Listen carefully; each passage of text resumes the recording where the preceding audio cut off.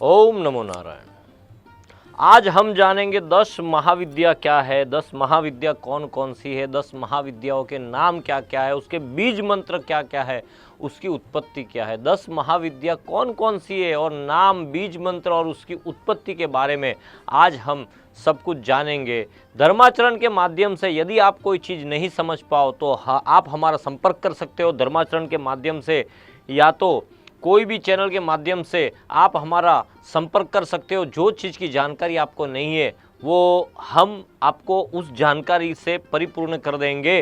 शास्त्रों और पुराणों में 10 महाविद्याओं का वर्णन मिलता है, तंत्र साधना में और तंत्र विद्या में भी इस 10 महाविद्याओं का विशेष और विशेष महत्व रहा है। महाविद्या उसका मतलब क्या, पहले तो ये समझो कि आज हमको साधना करने बैठनी है, कुछ करने बैठना है, अरे महाविद्या की साधना करो ये हो जाएगा। कोई भी चीज़ को समझना, कोई भी चीज़ को करने से पहले उसको समझना बहुत जरूरी है कि ये महाविद्या का शाब्दिक मतलब और अर्थ क्या होता है। तो महाविद्या का शाब्दिक अर्थ महा अर्थात महान, विशाल, विराट, जो बहुत महान है, तथा विद्या का अर्थात है ज्ञान। महाविद्या का मतलब है कि महान, विराट ज्ञान जिसकी कोई सीमा नहीं है। यह 10 महाविद्या की उपासना और साधना करने से विशेष फल प्राप्त होता है। नवरात्रि में साधना करनी चाहिए। इस 10 महाविद्याओं को दशावतार भी कहा जाता है। स्वयं मां दुर्गा के ही दशावतार 10 महाविद्या है। परमपिता ब्रह्मा द्वारा रचित ब्रह्मांड के मूल में प्रकृति की समस्त शक्तियों में 10 महाविद्याएं समाहित है। इन 10 महाविद्या की साधना करके मनुष्य इस जीवन को तो सुधारता ही है, इस जीवन को तो सुधार ही लेता है समझ लो, परंतु परलोक को भी सुधार लेता है। 10 के अंक का सनातन धर्म में अपना ही एक महत्व रहा है। जैसे कि ये दिशाओं की कुल संख्या भी 10 है। आज हम जो जहां इस सृष्टि में रह रहे उसमें जो दिशाएं कितनी है, तो 10 दिशा है। जो 10 महाविद्याओं की प्रत्येक दिशा है, हर विद्या की एक दिशा है।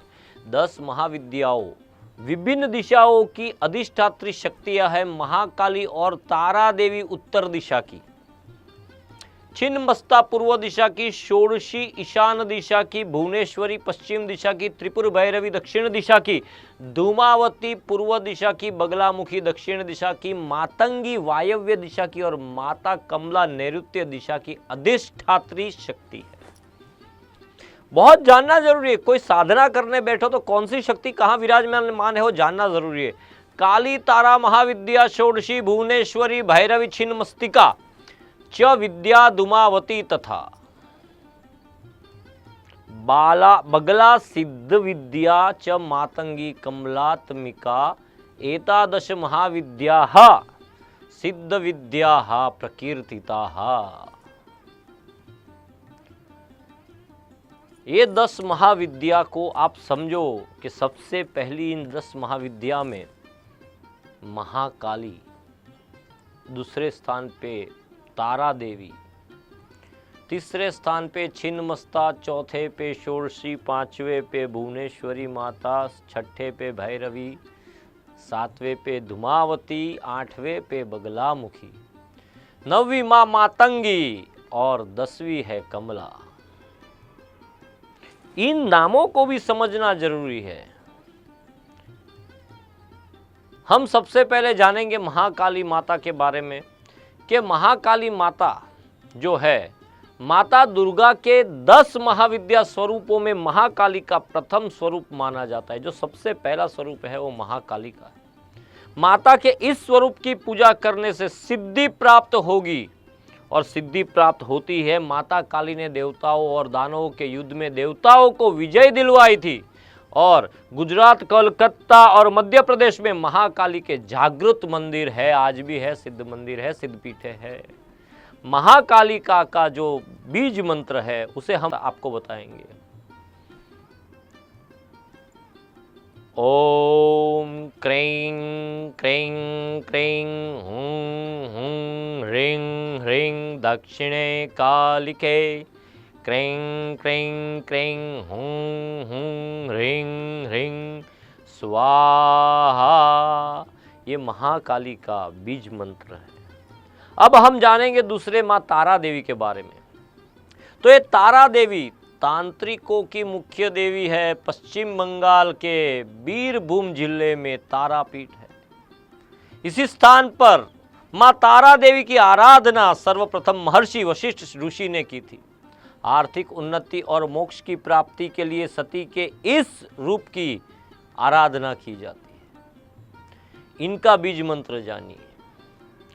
ओम ह्रीं श्रीं हूं फट, ये माँ तारा का बीज मंत्र था। और अब हम तीसरा छिन्नमस्ता के रूप को समझेंगे।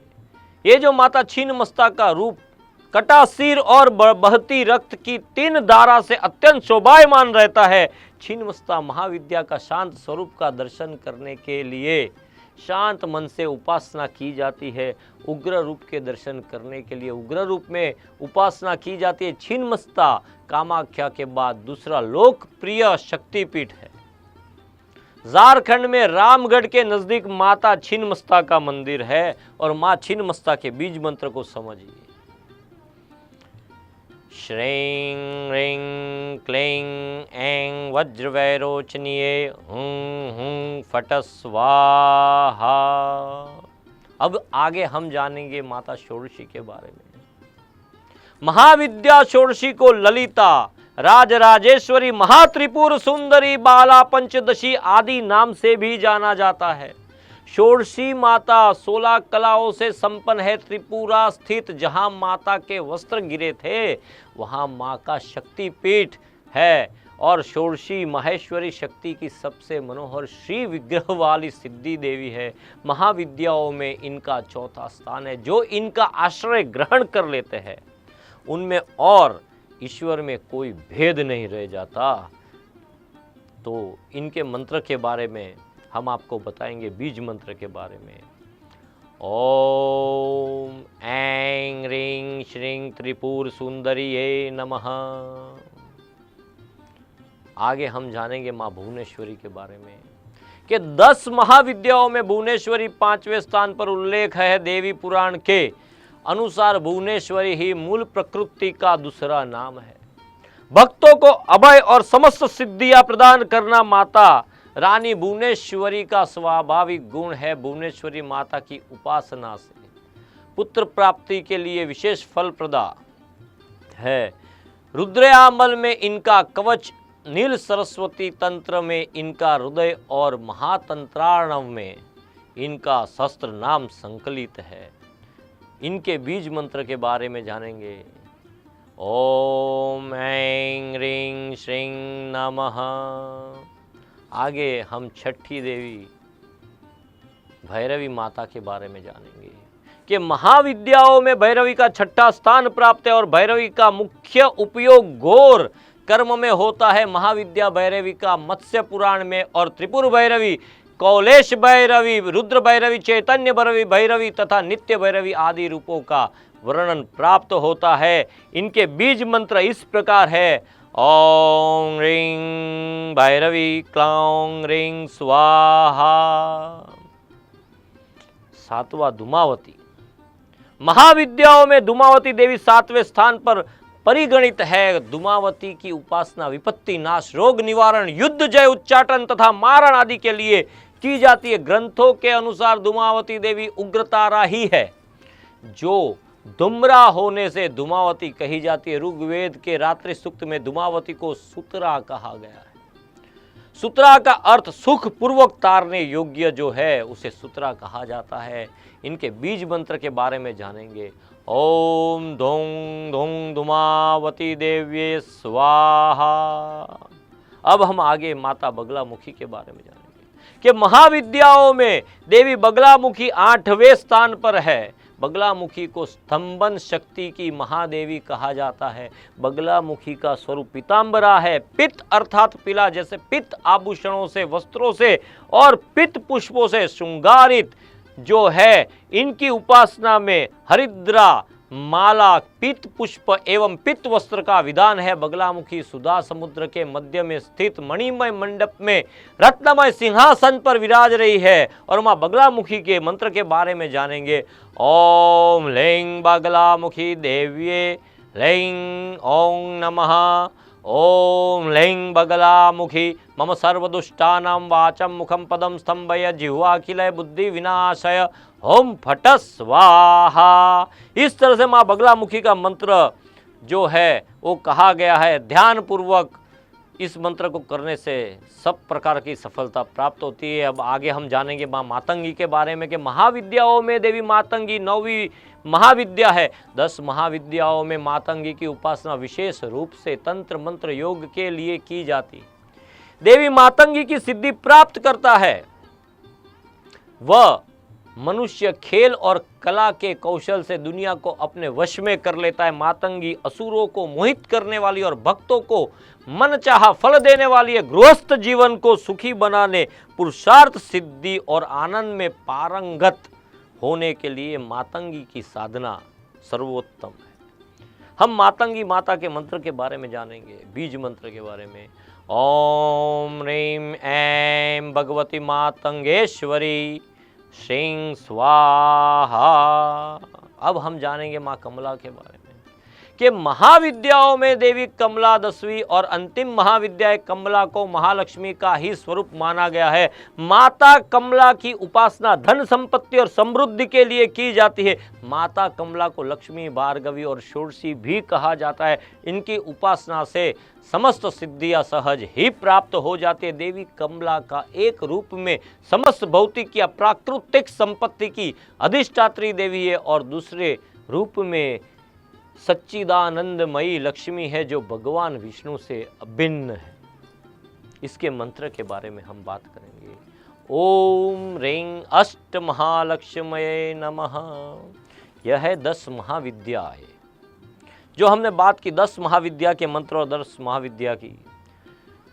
काली, तारा, छिन्न मस्ता, षोडशी, भुवनेश्वरी, त्रिपुर भैरवी, धूमावती, बगलामुखी, मातंगी व कमला, इन देवियों को 10 महाविद्या कहा जाता है। इनका संबंध भगवान विष्णु के 10 अवतारों से है।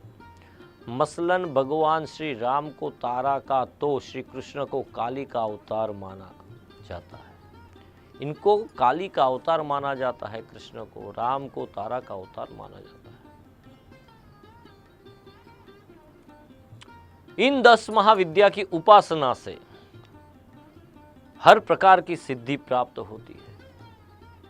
मनुष्य को चाहिए कि नवरात्रि में अच्छे दिन देखकर शुक्रवार से, मंगलवार से, रविवार से, शुभ मुहूर्त में, शुभ पक्ष में, शुभ नक्षत्र में जो देवी का स्थान है उसकी ओर अपना मुंह करके अपना स्थान जमा कर अनुष्ठान करे तो देवी की कृपा प्राप्त होगी और सुख, शांति और समृद्धि प्राप्त होगी। लेकिन कोई भी उपासना से पहले गुरु की आज्ञा लेना जरूरी है। बिना गुरु के ज्ञान प्राप्त नहीं होता। तो गुरु आदेश अनुसार कोई भी साधना करे तो साधना का मार्ग और सहज हो जाएगा, सरल हो जाएगा और साधना में कोई भी प्रकार की बाधा नहीं आएगी।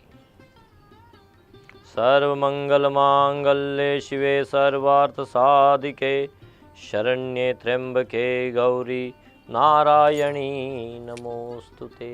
मेरी वाणी को विराम देते हुए ओम नमो नारायण।